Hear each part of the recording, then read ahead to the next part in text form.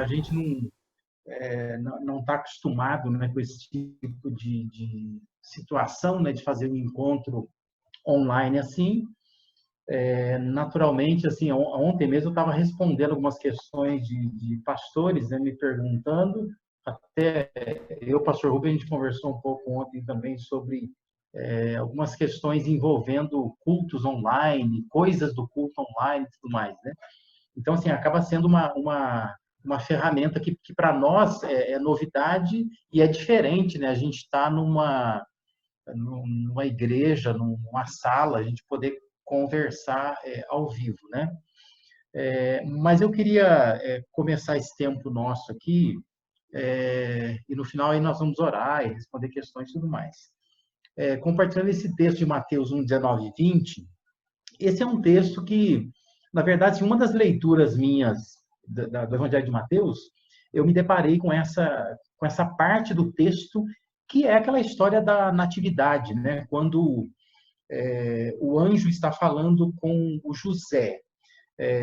Imagina assim que você saiba que o Evangelho de Mateus ele é muito mais voltado para o ser masculino, né, do que os outros evangelhos. Isso por causa da cultura judaica, né? Então, se você reparar, se você comparar a história do nascimento de Jesus de Mateus e de Lucas, tem uma diferença gritante, porque em Lucas quando o anjo fala com Maria, mas em Mateus ele só fala com José, né? Ele só fala com o homem, né? O homem da casa que é o José. E é bem interessante isso. E aí essa parte do texto diz assim que por ser José seu marido um homem justo e não querendo expô-la à desonra pública, pretendia anular o casamento secretamente. Mas depois de ter pensado nisso, apareceu-lhe um anjo do Senhor em sonho e disse: José, filho de Davi, não tema receber Maria como sua esposa. Eu achei muito curiosa nessa passagem, porque assim a gente fala que a família de José, Maria, né, é conhecida como a Sagrada Família, né? E você imaginar que dentro da Sagrada Família houve uma intenção do José de anular o casamento. Claro, assim, que a cultura nossa é diferente daquela cultura, né? Ele estava anulando o casamento antes dele ser consumado. Mas naquela cultura era um compromisso firmado já, né? E ele queria meio que se divorciar dela sem ter casado com ela. É mais ou menos isso que aconteceu, né? Mas é interessante que diz que um anjo aparece e tenta tirar do coração dele isso, né? De que ele deveria anular o seu casamento. Bom, a nossa conversa de hoje aqui é sobre essa questão da desistência do casamento, né? E é claro que a motivação de abordar esse assunto, ontem eu estava ouvindo aquela ministra da... Como é que chama aquilo? É da mulher, né? Acho que é isso, né? Ministério da Mulher, alguma coisa assim. Mas a ministra estava falando que só nesse período de quarentena agora, de 2 semanas praticamente, né, que nós estamos aí confinados em casa, a violência contra a mulher, ela aumentou muito, né?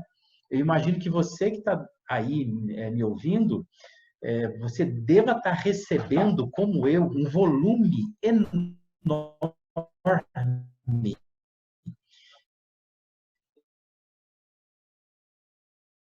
de piadas, de ilustrações. Muitas dessas piadas, né, dessas historietas, né, dessas conversas, ilustrações, sempre falando assim que essa quarentena ela está testando os casamentos, né? O pessoal está em casa, né? Tem algumas até engraçadas, né? Tipo assim que o marido comenta que a mulher dele até que ela conversa direitinho, né? Porque ele nunca tinha conversado com ela e tal, né? Mas assim, enfim, são piadas envolvendo esse período agora, que é um período onde os casamentos estão sendo testados, porque as pessoas estão ficando muito em casa e de fato está surgindo muitos conflitos entre os casais, né? Eu estou meio que online resolvendo problemas de casal, porque eu fico atendendo telefone, essa semana já fiz umas chamadas de vídeo também, 2 aconselhamentos pelo menos na igreja, né? Envolvendo assim pessoas que estão por conta desse período agora muito mais em conflito. Mas uma coisa que eu sinto não só agora, mas em outros momentos também no gabinete, é essa questão das pessoas quererem parar com o casamento, né? Desistir do casamento. E é isso que eu queria conversar um pouco hoje. Eu sei que tem casais como Samuel Mariano aqui, e outros que devem ter de namorados, né? Ou noivos, né? Não são casados ainda, mas é pertinente pensar já nisso, né? E eu queria que a gente pensasse um pouco nessa questão aqui, né? O que leva pessoas a desistirem do casamento? E aí eu queria que o Thomas abrisse de novo aí os microfones, e para que não vire uma pandemia de vozes, né? Eu quero assim que alguns participem, né? Respondendo isso, participando aí, né? O que você acha que leva as pessoas a desistirem do casamento? Eu queria ouvir de vocês algumas respostas. O que você sente, né? Por que pessoas desistem do casamento? Um por vez, para a gente não tumultuar. Tumultuar. Não sei. Essa aglomeração. O Antônio levantou a mão ali, é isso? O Antônio Lindemar está com uma mãozinha marcada ali. É porque quer falar ou é só com a mãozinha marcada? Mas participem aí, um ou outro falando. O que você acha que as pessoas desistem do casamento? O que leva as pessoas a desistir do casamento? Pode falar, Bia, tá ouvindo. Uma pergunta que leva as pessoas a desistirem do casamento? Peraí, vamos pensar. Quem que está falando aí? Eu estou ouvindo alguém falar, mas não está chegando muito audível. A gente faz a pergunta para ele. Quem quer falar? Por que as pessoas desistem do casamento? As pessoas desistem do casamento. Algumas opiniões aí. Diga aí.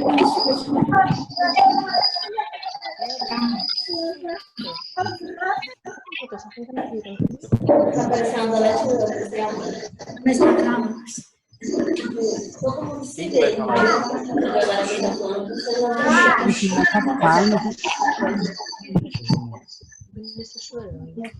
quem está falando Estou ouvindo barulhos e barulhos. Um dos motivos da crise. Isso aí, um dos motivos eu não entendi. Crise financeira. Crise financeira. O Bruno falou isso? É que para mim, como a tela está aberta, aqui fica aparecendo pequenos vídeos, uma parte dele. Crise financeira, é uma das questões que leva a pessoa a desistir do casamento. Falta de diálogo. Falta de diálogo. Falta de diálogo, alguém gritou aí. Vai anotando aí. Quem mais? Crise financeira, falta de diálogo. Falta outra? Falta de diálogo. Falta de diálogo. Comunicação, no caso. Comunicação em casa. Desistiram do casamento. É que ele fechou. Falta de diálogo, problema financeiro. Falta de perdão. De paciência. Alta expectativa do outro. Alta expectativa do outro. Alguém falou falta de paciência, não é isso? Isso. Expectativa. Às vezes a gente perde a paciência de casamento. Né?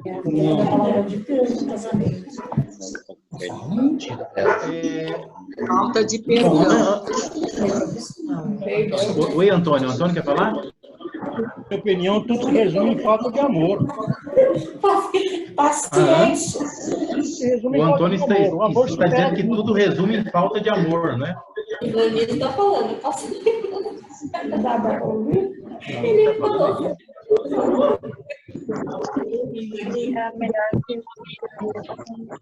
Antes de eu entrar, assim, lógico, se a gente fizer uma lista aqui de motivos, né? O que leva a pessoa a desistir do casamento, a gente vai fazer uma lista enorme, né? Eu quero me deter em algumas delas, mas assim, antes da gente falar desses motivos, vamos definir um pouco o que é casamento. Então, assim, a primeira coisa que eu quero que você entenda é que o casamento, a gente fala que é uma instituição divino-humana. O que significa isso? Quando a gente fala que o casamento é uma instituição divino-humana, significa que o casamento ele é projetado por Deus, foi Deus quem idealizou, foi Deus quem definiu quem faz o que no casamento, né? A gente fala assim que o casamento tem funções definidas, né? O homem é o cabeça, não é que ele tem que ser, eu sempre enfatizo isso para os casais, né? A Bíblia fala que o homem é o cabeça, não é que ele tem que ser, ele é. A decisão do homem é se ele vai ser uma boa cabeça ou uma cabeça ruim. Mas ele é, né? Ele foi colocado por Deus como uma cabeça, né? Então, isso é Deus que definiu. A mulher tem um papel de auxiliadora, que também não é que ela tem que ser auxiliadora, ela é auxiliadora. Então, ela tem que decidir se ela vai ser um bom auxílio ou um auxílio ruim. Mas ela é auxiliadora. Então, assim, é uma instituição divina porque foi Deus que instituiu, né? Ela vem de Deus. Não foi o Adão e a Eva que estavam lá no jardim do Éden, não tinha muito o que fazer, né? Falei assim, vamos casar, vamos, né? Não é assim, uma invenção humana. Ela é uma instituição divina. Foi Deus que instituiu. Mas por que ela é divino-humana? Porque quem faz acontecer o casamento é o humano, né? Ou seja, o casamento é uma instituição que se dá nesse nível humano. Embora Deus instituiu, Deus idealizou, Deus definiu papéis, mas assim, quem vai fazer funcionar é o homem e a mulher, né? São eles, né? Deus pode ajudar, Deus pode abençoar, Deus pode orientar, mas é uma instituição que Deus idealizou, mas espera que o humano viva isso, né? Que ele experimente isso e faça isso dar certo, né? Então, o casamento é uma instituição divina humana. Outra definição de casamento é uma definição, é uma experiência temporária. E é importante entender isso, né? Existe um livro, acho que é o John Piper, né, que escreveu um livro chamado Casamento Temporário, acho que esse é o nome do livro. É um livreto pequeno assim. Mas ele fala disso, que o casamento é uma experiência temporária. Isso nos faz recordar lá quando, eu acho que são os saduceus, né, que perguntam para Jesus, querem provocar Jesus, e perguntam para Jesus, a mulher casou, o marido dela morreu, ela casou com o outro, né, que é o irmão lá, que é daquela lei do levirato, e enfim, a mulher era muito azarada, né, os maridos morriam um atrás do outro, e ela acabou casando com 7. Essa é a história lá que acontece, né, a suposta história que o saduceu está contando para Jesus, né? E a pergunta dele é assim, e lá, e a hora de chegar o fim das coisas? Ela é mulher de quem, né? Quem é o marido dela? Essa era a pergunta, né? E lembra lá da resposta que Jesus deu, né? Ele disse que no céu nós vamos ser como os anjos do céu, né? Nós não nos casamos e nem nos damos em casamento. Ou seja, casamento é uma coisa para essa terra, né? É meio desencantador isso, né? Porque fica essas viúvas aí que perderam o marido. Elas ficam assim, não vejo a hora de chegar lá no céu. E aí ele vai estar me esperando lá, né? Eu sempre falo assim, não se desencanta não, mas ele não vai estar esperando não. Porque assim, ninguém espera ninguém no céu, né? A ideia de que no céu essa coisa de casamento, ela é terrena, ela é aqui, ela é uma experiência terrena. Então assim, é importante a gente entenda isso. O casamento é Deus que instituiu para o humano viver e é para esse tempo, né? É temporário. Por isso que até que a morte os separe, né? Para além da morte não há casamento, né? É isso que a Bíblia acaba ensinando, né? Mas assim, do ponto de vista bíblico-teológico, 1 Pedro 3,7 diz que o casamento é uma graça de vida, né? Se você tiver Bíblia aí, né, eu conseguir acessar, 1 Pedro 3,7 é quando Pedro está orientando primeiro mulheres, depois homens, e quando ele vai dizer para os homens, ele diz que o homem precisa aprender a viver a vida como um do lar, com discernimento, considerando a mulher como parte mais frágil do casamento, e ele vai dizer assim, porque vocês são juntamente cordeiros da mesma graça de vida. Então, esse nome, graça de vida, está sendo dado para o casamento, né? Quer dizer, Pedro considerava, que Deus considera, o casamento é partilhar de uma graça, né? Então, o privilégio que um casal tem de partilhar de uma graça de vida. Ambos vivem uma mesma vida, que é uma oportunidade graciosa que Deus está dando para esse casal, né? Aqui vale a pena lembrar um outro livro, o Fausto conhece, que o Fausto estudou na classe dele, aí quem participou da classe do Fausto talvez tenha pego essa época, né? o livro do Gary Thomas, chamado Casamento Sagrado, né? Um livro fantástico, né? Livrão, assim, esse não é livrinho, é um livrão. Mas esse livro, ele fala do casamento como uma experiência sagrada, né? Que mais do que nos trazer felicidade, Deus projetou o casamento para trazer santidade, né? Ou seja, a pessoa que está com você aí, ou que vai estar, se você quer casar com a pessoa, é uma ferramenta de Deus na sua vida, né? Ela vai, em algum momento, ser usada por Deus para trabalhar a sua vida. Então, é nesse sentido que o casamento é essa graça de vida, né? Então, assim, antes da gente pensar assim, por que as pessoas querem se separar, ou por que elas querem desistir do casamento, acho que é importante pensar o que é o casamento, né?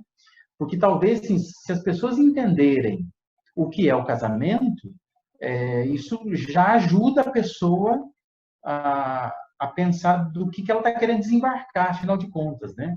Ela está querendo deixar o quê? É só um relacionamento com uma pessoa que se resume muitas vezes assim, a gente tem incompatibilidade, a gente não deu certo, né? É mais que isso, né? Na verdade, nós estamos falando de uma instituição que é divina humana, uma experiência que é temporária, né? Então, aquela ideia do aguenta firme, né? Até que a morte separe, né? Era uma experiência para esse tempo, né? Esse tempo de vida. E é uma graça de vida, né? É um chão sagrado, né? Onde Deus entende que essas duas pessoas vão viver e elas vão aprender e se tornarem mais santas a partir dessa experiência, tá? Então, assim, o casamento, ele não foi feito para ser desfeito. E aí a gente precisa enfrentar essa cultura do descartável, né? Porque hoje a gente vive nessa questão do descartável, né? Tudo se descarta, não tem muito essa questão do consertar alguma coisa, do investir em alguma coisa.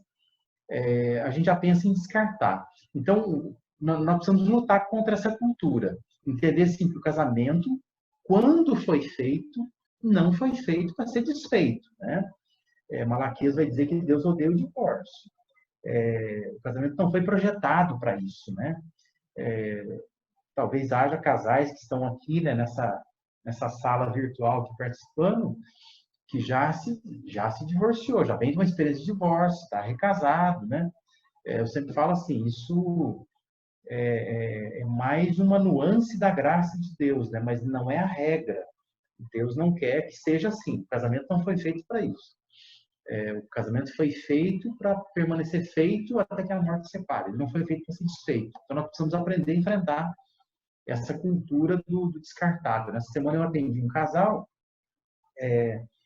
e, assim, eu pedi para esse casal, eu falei, olha, por favor, não tire do vocabulário de vocês, porque fica toda hora falando de divórcio, né? E não é essa a ideia, especialmente do casamento cristão, né? O casamento não foi feito para isso, para ser desfeito, né?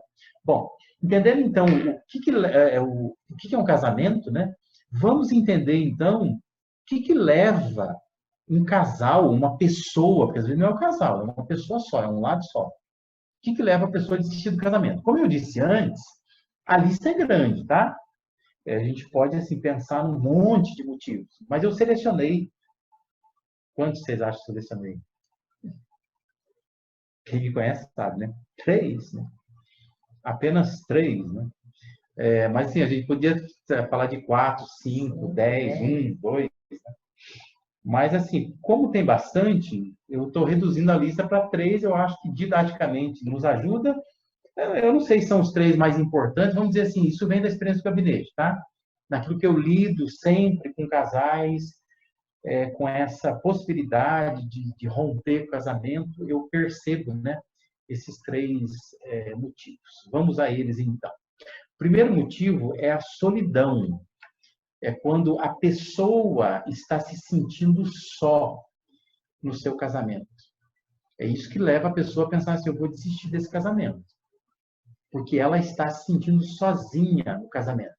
Aí você está vendo aí entre parênteses, né? Isso pode ser um abandono físico, né? Quer dizer, a pessoa não sente a presença da outra pessoa fisicamente, falta beijo, abraço, sexo, falta contato, né? Falta presença em casa, né? A pessoa mal vai em casa, né? Eu tenho acompanhado casais que ou o marido ou a mulher, né, são tão ocupados fora de casa que aparecem em casa quase como uma visita, né? Alguns até apertam o interfone para entrar, né? Nem tem chave. Mas é o abandono físico, né? Quer dizer, a pessoa não está ali, ela está muito ausente, né? Também pode ser um abandono emocional, né? A pessoa ela está ali fisicamente, mas ela não olha para outra pessoa, ela não supre as necessidades emocionais da outra pessoa. Pode ser um abandono espiritual, né? É uma reclamação assim de boa parte das mulheres cristãs, que elas são abandonadas pelo marido espiritualmente, porque o marido ele não entende que ele é o cabeça e ele não faz esse papel do pastor da família, né? Do sacerdote do lar, como a gente acostumou a usar essa expressão, embora na Bíblia não apareça essa expressão, né? Mas essa ideia de que ele é o sacerdote, ele é o ministro da casa, então ele deveria, sei lá, conduzir a oração, né? Ir na igreja, né? Vamos no encontro de casais, né? Sei lá, esse tipo de liderança espiritual acaba não acontecendo em casa. Mas às vezes a mulher também ela tem esse abandono espiritual, né? Ela foca na vida dela e abandona o marido também, deixa ele sozinho nessas questões. Às vezes também pode ser a chamada, o abandono, a solidão, o isolamento relacional, né? Quer dizer, não há essas configurações de relacionamento que já foram faladas aqui, né? A comunicação, não se tem conversa, não se tem diálogo, né? Não se tem paciência, não se fala de uma forma doce, está sempre falando de uma forma grosseira com a pessoa, tratar a pessoa mal, né? Então, é um abandono relacional, né? Com a outra pessoa, com o vizinho, né? Com a vizinha, com a pessoa da igreja, o pastor da igreja, sei lá com quem, a pessoa acaba falando de uma forma muito diferente, se relacionando de uma forma muito diferente. Mas com a esposa, com o marido, acaba não sendo assim. Às vezes é um abandono decisório, né? É aquela questão da decisão. Quem toma decisão em casa? Então, às vezes, a pessoa se sente sozinha. Porque grandes decisões da casa, a outra pessoa não ajuda a tomar. Seja ela a mulher, seja o marido, né? Às vezes é um abandono motivacional, a pessoa não se sente encorajada. Enfim, a pessoa ela se sente sozinha. Então, assim, o que leva a pessoa a desistir do casamento? Às vezes é a solidão, né? Ou se quiser, porque você vai ver que as outras palavras começam com I, né? Se quiser colocar isolamento, é que eu queria o ão no final, né? Depois eu não coloquei isolamento. Mas, ou isolamento, né? Então, assim, ou a pessoa se sente sozinha, ou ela deixa a outra sozinha, né? Ela resolve seguir uma carreira solo no casamento, isso pode levá-la a desistir do casamento, porque ela não está olhando mais para o outro, ela está olhando para ela só e ela quer seguir um outro rumo, né? Diferente daquele que o parceiro ou a parceira está seguindo. Um outro motivo que leva a pessoa a desistir do casamento é a indisposição. Quando assim a pessoa está indisposta, ou ela sente que há uma indisposição da outra pessoa, indisposição para mudar as coisas, né? Eu não sei, pelos casais que nós sempre estou vendo aqui, nós temos uma variedade de tempo, né? De casamento, né? De histórico de casamento. Mas, assim, dependendo do tempo de casamento que se tem, às vezes a pessoa já cansou de falar, já cansou de dizer que essa coisa tem que mudar, aquilo precisa ser diferente e tudo mais, né? Então, assim, essa indisposição para uma mudança gera um certo desgaste no casamento, e é o que leva a pessoa a pensar em desistir do casamento, né? A indisposição de ceder, né? Ela percebe assim, que a pessoa nunca cede, né? Nunca cede. Eu tenho que sempre ceder, a outra pessoa nunca cede. Ela percebe uma indisposição da outra pessoa. Eu que tenho que sempre ir lá, eu que sempre tenho que fazer a minha parte, a outra pessoa não está fazendo. Então, essa indisposição, ela acaba também fazendo a pessoa pensar em abandonar, né? O que o José pensou em fazer com a Maria lá, né? Pensa em abandonar secretamente. Às vezes não é falado, não é dito, mas lá na mente dela está trabalhando alguma forma de desistir desse casamento, né? A indisposição de dialogar, a indisposição de melhorar. Então, assim, em linhas gerais, a indisposição, quando a pessoa ela está indisposta para fazer qualquer coisa pelo seu casamento, ou quando ela sente que há uma indisposição da outra parte para fazer qualquer coisa pelo seu casamento, isso vai levar a pessoa a desistir do casamento, né? Ela vai pensar, não vale a pena, né? Eu estar vivendo esse casamento, porque ela percebe que há uma indisposição do lado de lá, ou ela está indisposta, ela não tem motivação para isso, tá? Sei lá, acho que o chat vai encher de perguntas aí, né? Porque são vários os motivos que levam à indisposição da pessoa, né? Então, não é tão simples de resolver assim, né? Outro motivo que leva a pessoa a desistir do casamento é a insatisfação. É quando, assim, a pessoa ela não está satisfeita, né? E aí não é... Às vezes, assim, a pessoa não está insatisfeita, ela está insatisfeita ou não está satisfeita, ou ela percebe que a outra pessoa não está satisfeita, né? Que há sempre uma insatisfação, ela não sabe o que fazer para agradar aquela pessoa, né? Então, é a insatisfação com o outro, é a insatisfação consigo mesmo, porque tem gente que é neurótica, né? A pessoa fica... Ela sempre acha que ela não está sendo uma boa esposa, ou ele não está sendo um bom marido. Então, há sempre uma insatisfação, né? E às vezes a outra pessoa está feliz, está contente, está tudo bem, né? Ela sinaliza que está tudo bem. Mas a pessoa ela tem uma insatisfação com ela mesma, ela não consegue. Isso é problema de autoestima, né, que a gente fala, né? A Valdereza que está me vendo aí, ela trabalha melhor com isso do que eu, né? É uma questão que a psicologia explica muito bem, né? As questões de que a pessoa ela é insegura, Então ela acha que sempre se a pessoa levantou de mau humor, né? Um dia, o problema sou eu, o que eu fiz? Né? Então ela ficou o dia inteiro naquele drama, o que eu poderia fazer para melhorar e tal, mas isso não é nada, né? A outra pessoa acordou de mau humor, né? Isso é muito natural. Tem pessoas que estão insatisfeitas com a rotina, então ela acha assim que, não sei, tem alguma coisa errada no casamento, né? E às vezes, assim, eu me deparo muitas vezes no gabinete com casais que eu olho assim o quadro geral e falei, vocês estão reclamando do quê, né? Moram numa boa casa, tem bons filhos, assim, é uma série de componentes assim que se você avalia, eles poderiam estar felizes, mas assim eles ficam reclamando de alguma coisa. E raramente são os dois que reclamam, é uma parte que reclama, né? Que está insatisfeita sempre com alguma coisa da casa, né? Então assim, se alguém decide que vai sair toda semana, não está bom, se sai todo dia, está muito, né? Então, vou deixar para 15 dias, está pouco. Então, assim, a pessoa não sabe o que fazer, porque é uma insatisfação que não se resolve, né? É algo, talvez, muito mais interno do que externo. A pessoa precisa resolver isso de dentro para fora, né? Mas insatisfação é um motivo que leva a desistir do casamento, né? Quando a pessoa ela se vê insatisfeita, ela não está bem no casamento, e quando ela percebe que a outra pessoa não está satisfeita com ela, né? Ela se sente incapaz de satisfazer a pessoa. Então ela sempre acha assim que melhor desistir, né? Já que eu não tenho como satisfazer. O que eu acho mais dramático em tudo isso é que algumas pessoas elas não vão desistir do casamento, mas elas vão desistir do relacionamento, né? E, na verdade, assim, no nosso meio cristão, e agora eu não estou vendo todos que estão online, agora não sei se todos que estão aqui são cristãos, né? Pode ser que alguém viu lá na rede social e acabou acompanhando, e sei lá, não tem religião nenhuma, mas assim, o mais comum entre pessoas cristãs, vamos dizer assim, entre os protestantes, os evangélicos, é não romper o casamento. Porque nós temos essa mentalidade que o casamento até que a morte separe. Eu lido com casais que vêm de igrejas que, às vezes, a doutrina da igreja ensina que se a pessoa se divorciar, por exemplo, ela vai perder a salvação, ela vai para o inferno.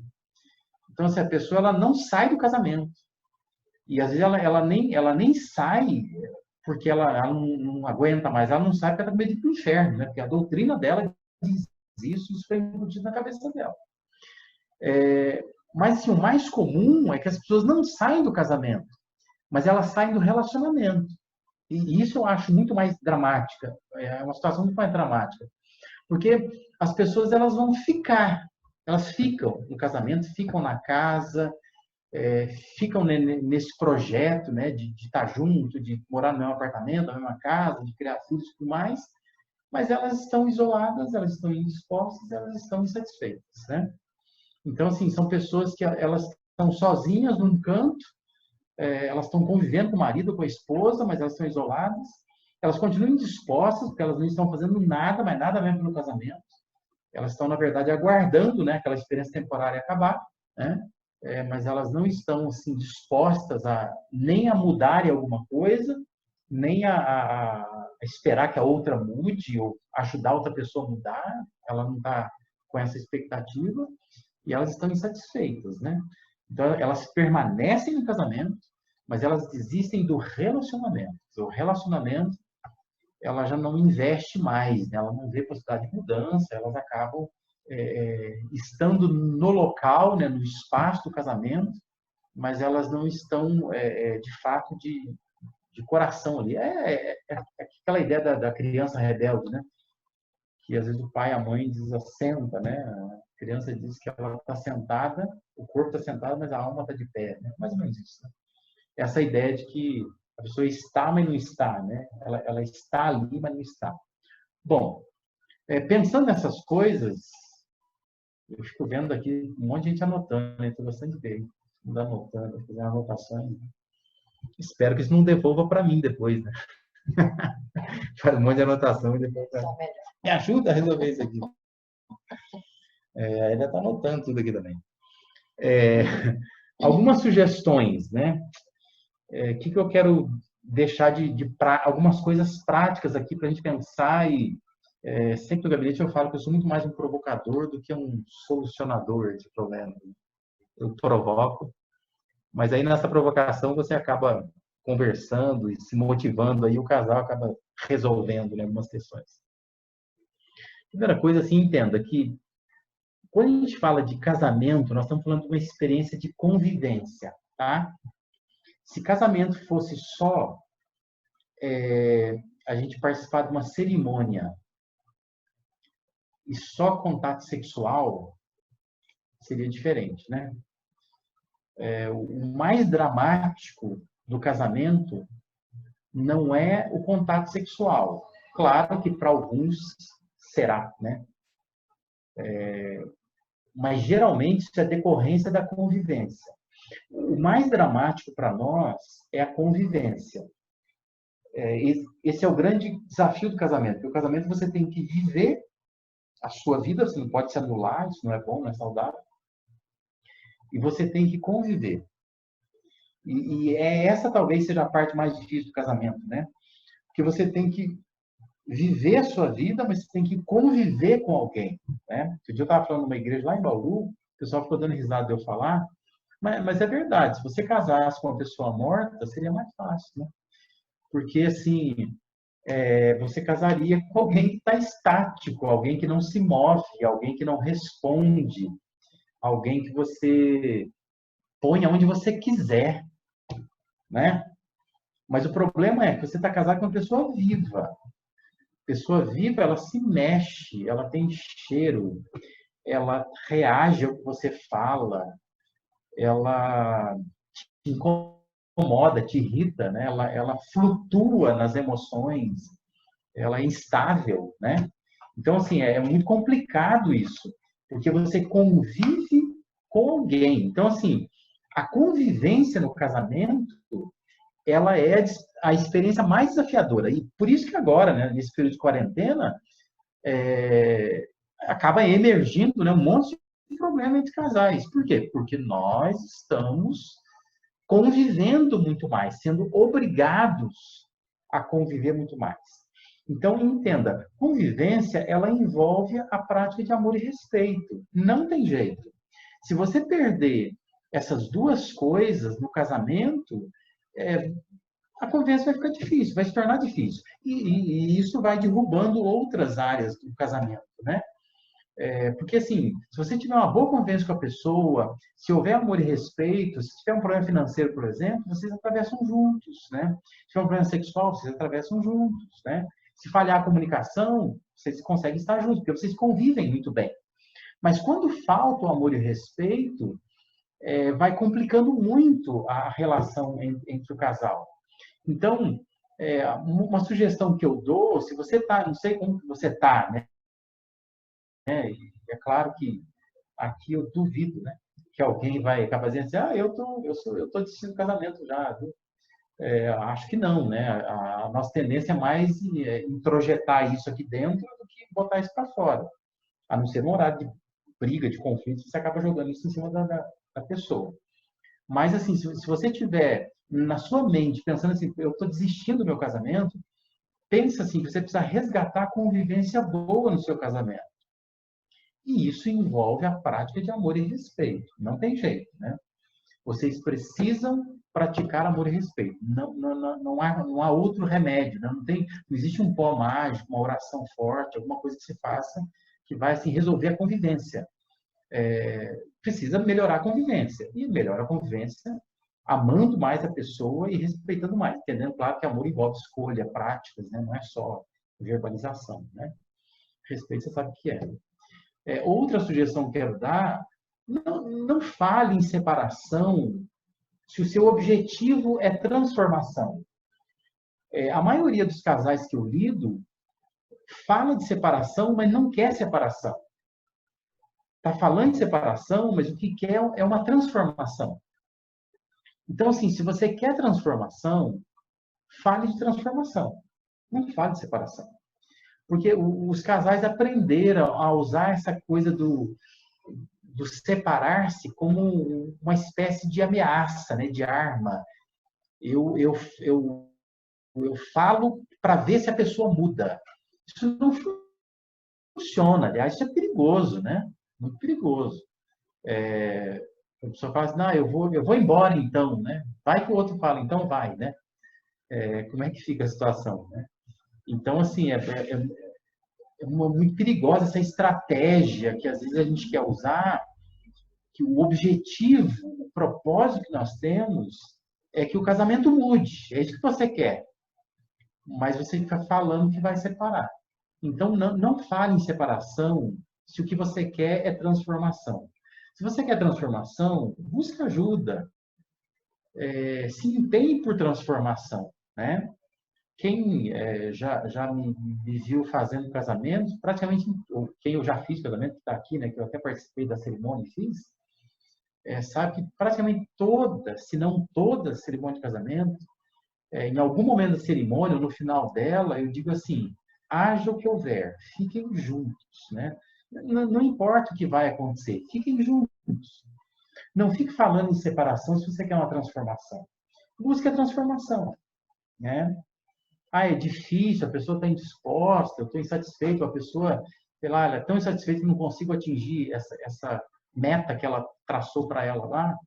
Precisa buscar ajuda, precisa enfrentar esse conflito, né? Não adianta ficar só fugindo do conflito e achar que a separação vai resolver.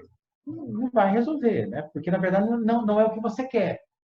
Porque senão vira o que vários casais que eu já lidei, né? Aquele separa e volta, né? Eu chamo isso eu li isso no livro, eu não lembro mais o nome do livro, que foi muito tempo atrás, já muitos anos atrás, décadas, na verdade, chamada a síndrome lá do porco espinho no Alasca, né? Sente frio, tenta se aproximar, mas aí o espinho machuca o outro, né? Aí separa, aí sentiu falta, volta de novo.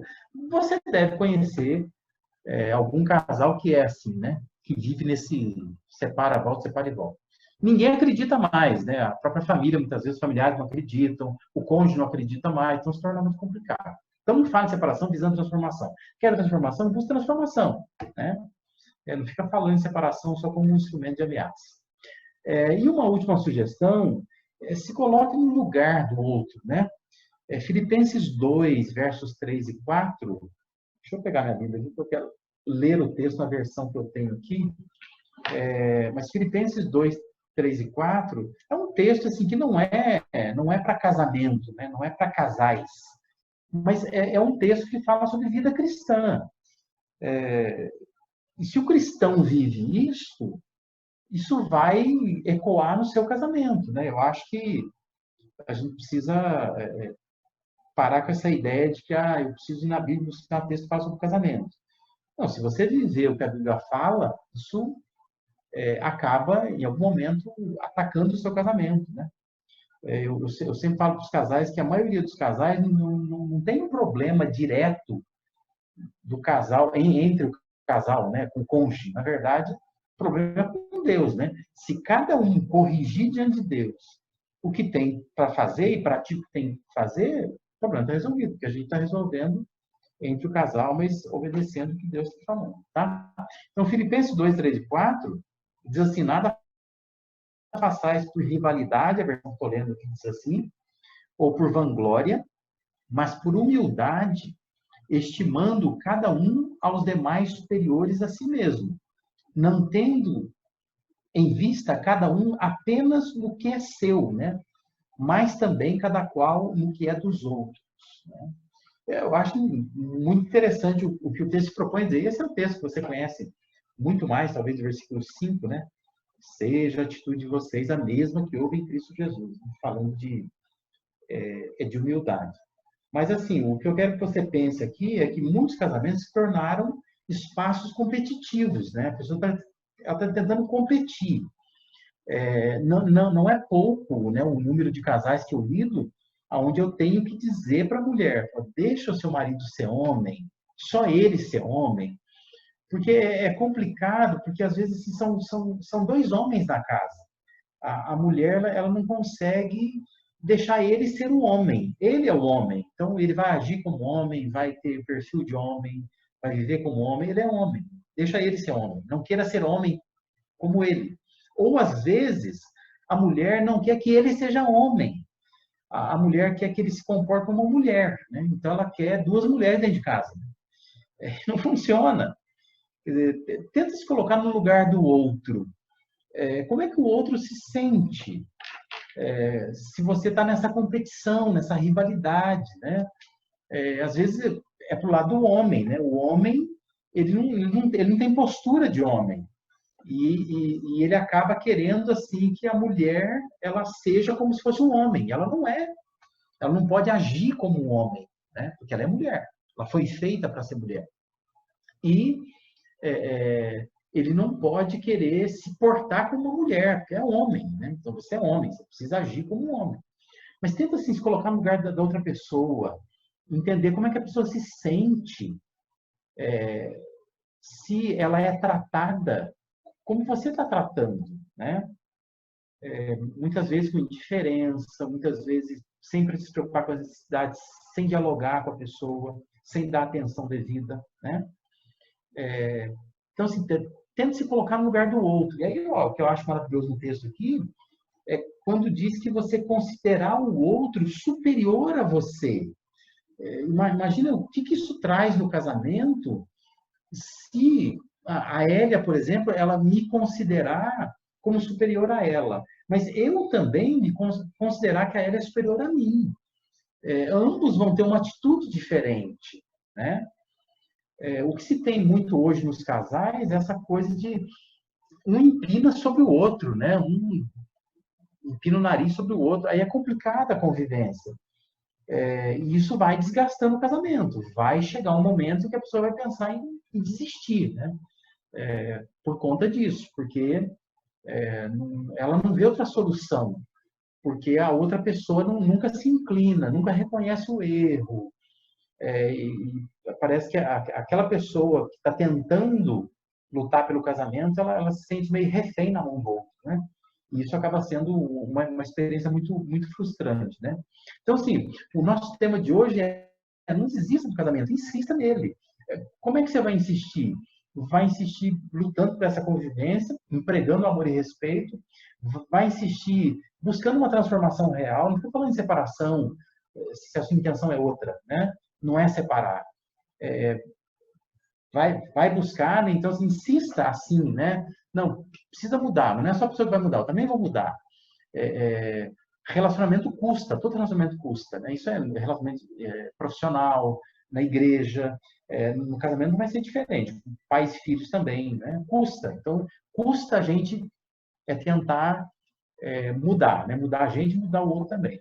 E assim, insista se colocando no lugar do outro, né? Considere o outro superior a você, não fique nessa competição, né? Casamento é parceria. os dois estão do mesmo lado. É muito conhecida, eu já usei, alguns casais estão me vendo aqui, né, em aconselhamento, e a própria igreja, me lembro uma vez que eu mostrei aquela ilustração muito conhecida na internet, do barquinho, né? Tem um barco, aí tem duas pessoas de um lado do barco tentando tirar a água do barco, porque o barco está afundando, né?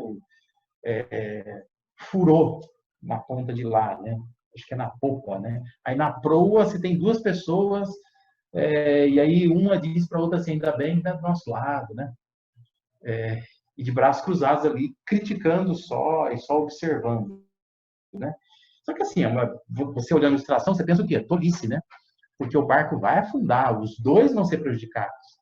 Então, no casamento é a mesma coisa, o barco vai afundar. Não adianta essa ideia, né, de que eu sou a parte que me esforço no casamento.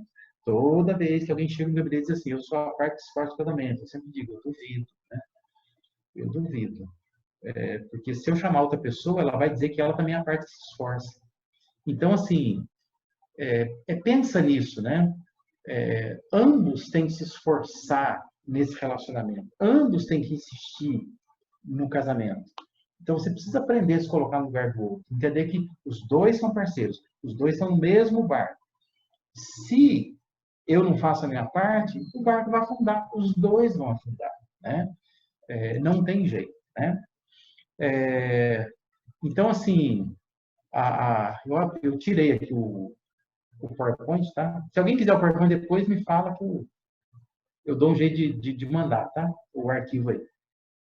Mas, assim, a gente vai abrir agora os microfones todos aí,